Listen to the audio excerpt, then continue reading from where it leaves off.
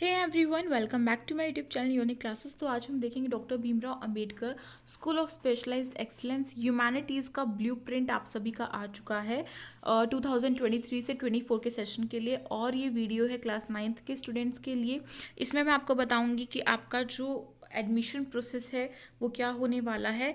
And सबसे पहले एक बड़ी चीज़ ये है कि पिछले साल 2022 जो आपका था, जिस साल में 2022 में आपके एसओएससी में एडमिशन्स हुए थे ह्यूमैनिटीज़ के स्टूडेंट्स के लिए, उसमें आपका ओनली एक ही राउंड हुआ था।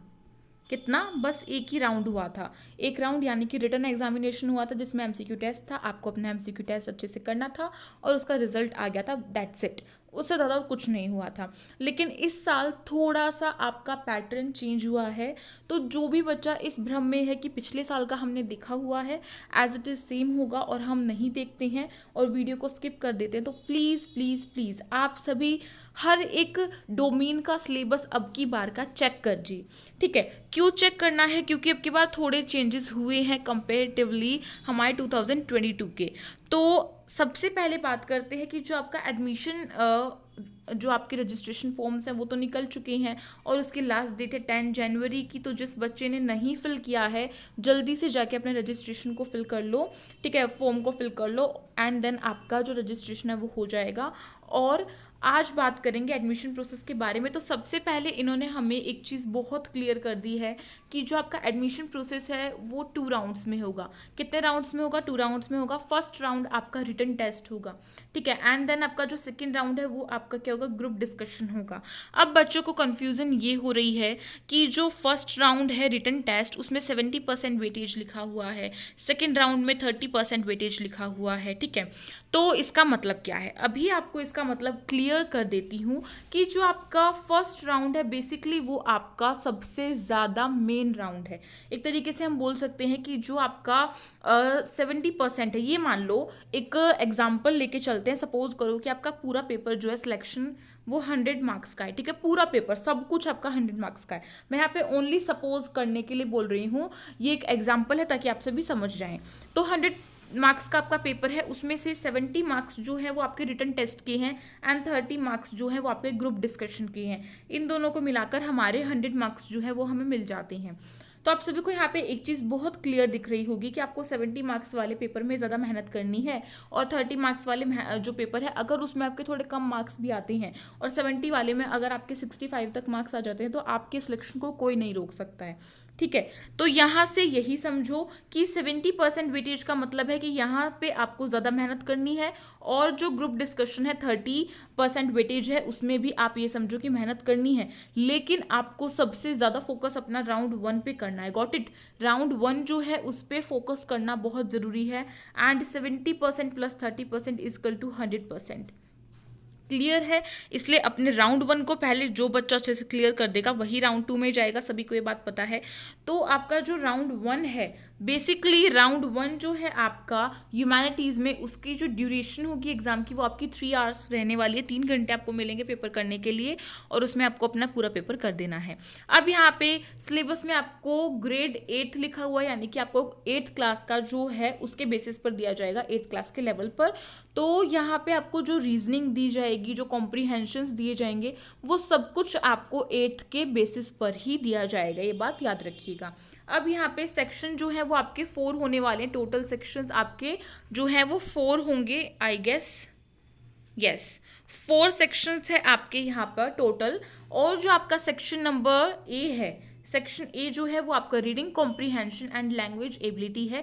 इसमें आपको कॉम्प्रीहेंशन दिए जाएंगे इन तीनों में से किसी भी एक पर, यानी कि आपको दिया जा सकता है जैसे कि डाटा इंटरप्रिटेशन पर दिया जा सकता है, कोई भी डाटा दे देंगे उसे एनालाइज करना है। केस स्टडी दिया जा सकता है, फिर सिंपल कॉम्प्रीहेंशन भी दिया जा सकता है। ठीक है, उसको आपको अच्छे से पढ़ के एंड उसके बेसिस पर आपको आंसर्स करने होंगे जो क्वेश्चंस उसमें गिवन होंगे। और साथ ही साथ इसमें लैंग्वेज जो है, लैंग्वेज के लिए आपको ग्रामर, पंचुएशन, स्पेलिंग एक्सेट्रा, जैसे आपका मोडाल्स होता है। 8th क्लास में हम मोडाल्स भी पढ़ते हैं, 8th में नहीं, हम 9th में पढ़ते हैं वैसे तो। जैसे कि आप 8th में बहुत सारी चीज़ें पढ़ते हैं अपने ग्रामर में, आप अपने इंग्लिश ग्रामर में काफ़ी चीज़ें पढ़ते हैं, अपने हिंदी में भी आप काफ़ी चीज़ें पढ़ते हैं। तो उसे आपको अच्छे से प्रिपेयर करके जाना है। स्पेलिंग्स का आपको खास ध्यान रखना है। जैसे कि यहाँ पे यही लगा लो कि लॉजिकल जो है उसकी स्पेलिंग करेक्ट ये है। मान लीजिए आपको ऑप्शन में बहुत सारी अलग अलग स्पेलिंग दी हो कि LOICGAL, और अगर कोई बच्चा इसको टिक कराए, अगर उसको स्पेलिंग नहीं पता है तो उसका नंबर कट जाएगा। इसलिए आपको ये बात ध्यान रखनी है कि आपका जो पेपर है उसमें क्या क्या चीज़ें आने वाली हैं। और जो ये होगा आपका, वो आपको 15 क्वेश्चंस मिलेंगे इससे सेक्शन ए में, और MCQ होगा ये पैटर्न इसका, और इसके मार्क्स भी आपको 15 मिलेंगे, यानी कि हर एक क्वेश्चन कंटेन कर रहा है 1 मार्क्स को। ठीक है, उसके बाद नेक्स्ट आपका सेक्शन नंबर जो बी है लॉजिकल रीजनिंग का, उसमें आपकी जो ये आ जाते हैं नंबर सीरीज वगैरह। ठीक है, ये सब आपको मिल जाएगा इसमें। तो नंबर सीरीज आप सभी को पता है कैसे होती है सॉल्व। अगर आपको ये नहीं पता है कि मेंटल एबिलिटी क्या होती है तो पहले उसे जाके चेक करो, मैंने वीडियो बनाई हुई है उसे देखो।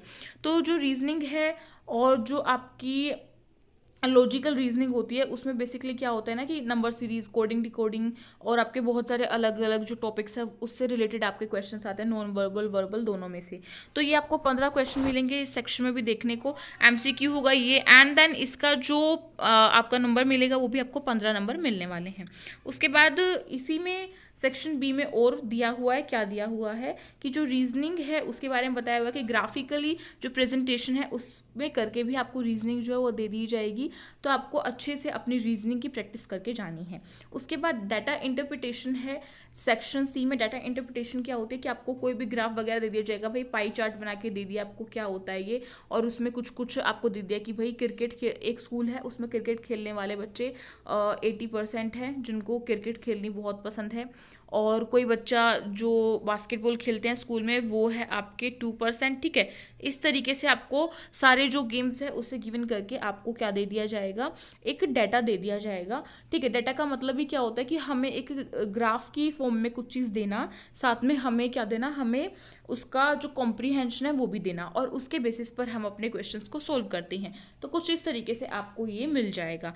ठीक है, इसके कुछ आप कह सकते हैं कि इसके कुछ कॉमन टॉपिक्स इस तरीके से आप लगा सकते हैं कि जो आपका मीन मोड, हाँ इन्होंने यहाँ पे दिया है इंक्लूडिंग मीन मोड, मीडियन, और आपका जो ये मीन मोड मीडियन होता है ये तो आप सभी को निकालना आता है, ये मीन क्या होता है, मीडियन क्या होता है, मोड क्या होता है। तो ये जो चीज़ें हैं ये आप अपने डाटा वाले चैप्टर में भी पढ़ते हैं मैथ्स क्लास में, सॉरी मैथ्स की बुक में, क्लास बोल रही हूँ। तो वो आपके 15 क्वेश्चंस आएंगे, MCQ फॉर्म में होगा, एंड 15 नंबर आपको दिला के जाएंगे। उसके बाद आपका मेन जो सेक्शन है वो है सेक्शन नंबर डी, जो कि आपको 15 नंबर दिलाएगा, MCQ में होगा और 15 ही क्वेश्चन आपके आने वाले हैं। ये आपका डोमेन से बेस्ड नॉलेज वाला होगा। तो इसमें आपके कुछ टॉपिक्स दिए हुए हैं बेसिकली, जैसे कि आपका यहाँ पे दिया हुआ है इंडियन कॉन्स्टिट्यूशन आपको पढ़ना है। इंडियन कॉन्स्टिट्यूशन यानी कि जो हमारा भारत का संविधान है वो आपको पढ़ना है कि उसका किस तरीके से, उसका स्ट्रक्चर क्या है, उसकी रूपरेखा क्या है, कब वो बना था, रिपब्लिक डे वगैरह, इन सब का आपको पता होना चाहिए। आपको हमारे जो फंडामेंटल राइट्स है, मौलिक अधिकार, उनका पता होना चाहिए। ठीक है, तो ये सब आपको याद रखना है। National independence movement in India, यानी कि क्या क्या जो स्वतंत्रता है उसके लिए क्या क्या जो मूवमेंट्स थे वो उठाए गए थे, कदम उठाए गए थे, तो वो सब होना चाहिए आपको पता। इन्वायरमेंटल मूवमेंट्स इन इंडिया की क्या क्या चीज़ें, जो हमारा इन्वायरमेंट है उसको सेव करने के लिए और उसको कह सकते हैं कि उसको बढ़ाने के लिए, उसको और अच्छा बनाने के लिए क्या क्या मूवमेंट्स उठाए गए वो आपको पता होना चाहिए।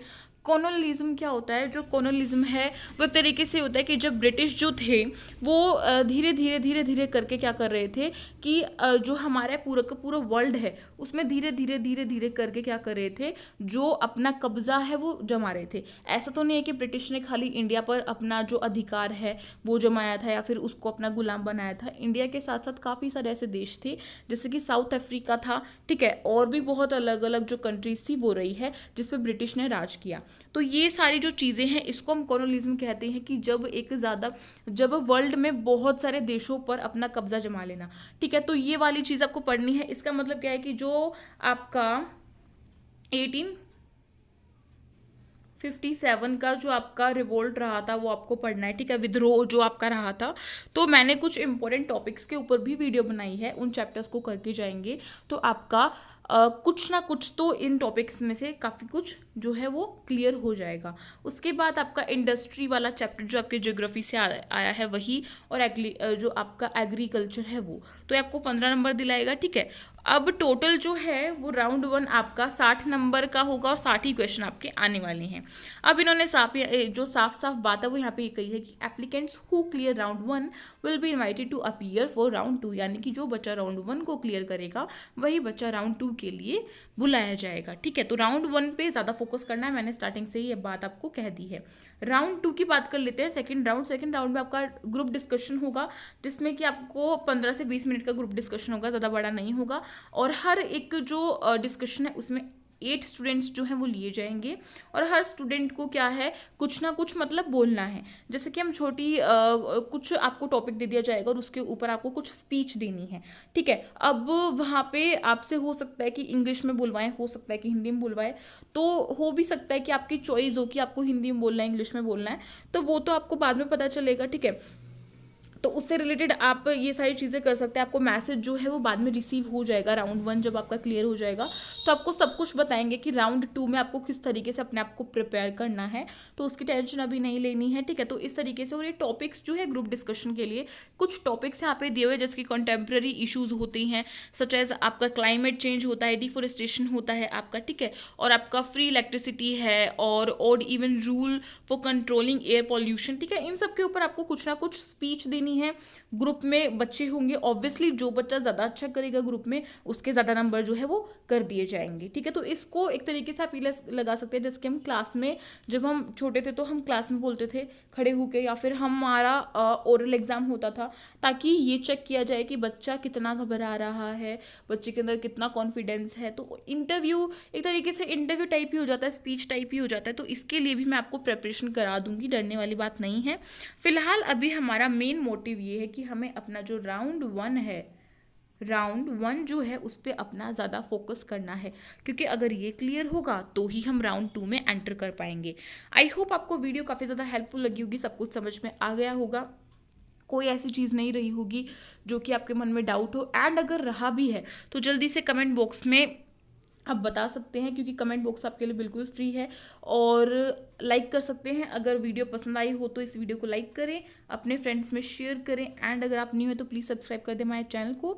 साइड में जो बेल आइकन है उसे कर दे प्रेस, जिससे कि न्यू वीडियो से नोटिफिकेशन आपके पास टाइम टू टाइम आती रहे। एंड टेलीग्राम ग्रुप जो है उसे ज्वाइन कर लीजिए, उसकी लिंक डिस्क्रिप्शन बॉक्स में है। प्लस में डिस्क्रिप्शन बॉक्स को चेक करना बिल्कुल ना भूले, बहुत सारी आपको लिंक मिलेगी वहाँ पे प्लेलिस्ट की। मैंने ह्यूमैनिटीज़ की प्रिपरेशन कराई है, आपका जो होता है इंटरव्यू सीरीज़ में लेके आई थी, जिसमें कि बच्चे अपना एक्सपीरियंस शेयर कर रहे थे, तो वो वाली मैं आपको दे दूंगी वीडियो, ठीक है, उसकी लिंक दे दूंगी, उसे भी जाके देखना किस तरीके से प्रिपेयर करना है। एंड देन आपका 1 मंथ स्ट्रैटेजी मैंने बना दिया है, एनसीईआरटी बुक ज़्यादा बेस्ट है, फिर रेफरेंस बुक ज़्यादा बेस्ट है। मैंने सब कुछ अभी तक आपकी जो भी क्वेरी थी उसके ऊपर मैं वीडियो लेकर आई हूँ आप सभी की डिमांड पर। तो अभी भी अगर आपको कुछ ऐसा लग रहा है तो मैं आपको बता दूंगी कमेंट बॉक्स में आप ये भी बता सकते हैं कि वीडियो कैसी लगी और आपको हमारी वीडियो से कितना हेल्प मिलता है, ठीक है, ताकि हम भी थोड़े से मोटिवेट हो जाएं एंड इसी तरीके की अच्छी अच्छी वीडियो लेके आते रहे। तो मिलेंगे इसी तरीके की न्यू वीडियोस के साथ, तब तक के लिए thank you so much for watching this video, stay tuned.